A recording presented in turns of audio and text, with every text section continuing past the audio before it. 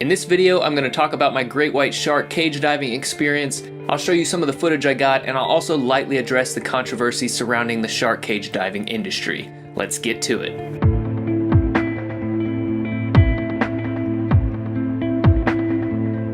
Hello everyone, my name is Just Mike, and welcome to Sensacious Hiatus, where I highlight my travels and share information with you on how I made those adventures happen. So I went cage diving off the coast of Port Lincoln in South Australia, and actually Port Lincoln is the only place where you can go cage diving with great white sharks in Australia. The company that took me out there was Calypso Star Charters, and I want to note that they are not sponsoring this video, but I did have a really good experience with them. If you're planning to swim with the sharks too, there are other charters that take people cage diving in this area, and you should do your own research.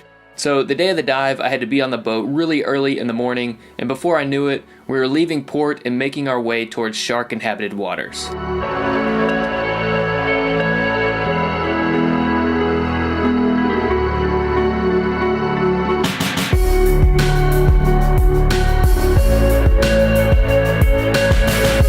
We were heading to the Neptune Islands, which is about a 3-hour boat ride from Port Lincoln. It was kind of a rainy morning and the seas were a bit rough. I would say over half of the passengers aboard the vessel got seasick. I took motion sickness tablets and was able to avoid tossing my cookies, but I was definitely feeling the effects of the high seas.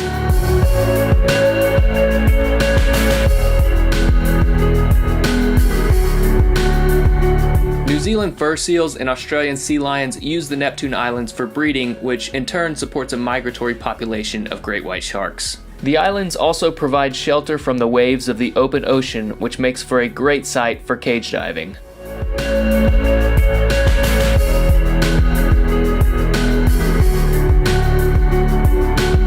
So the way cage diving worked with this charter was pretty simple. They divided everybody up into groups at random, and you take turns with other groups spending about 45 minutes inside the cage. And honestly, the whole thing is pretty much a crapshoot. There's no guarantee that you're going to see any sharks, and basically if you're in the cage when the sharks first arrive, you've won the gamble.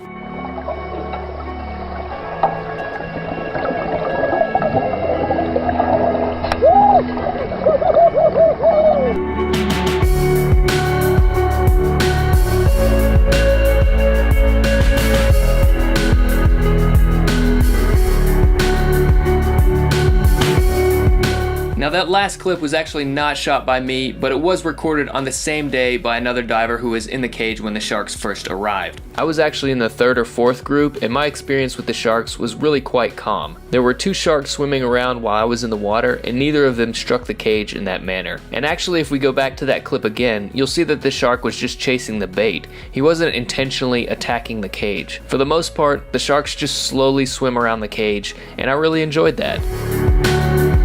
Seeing great white sharks up close like that in the wild was absolutely one of the highlights of my entire year in Australia.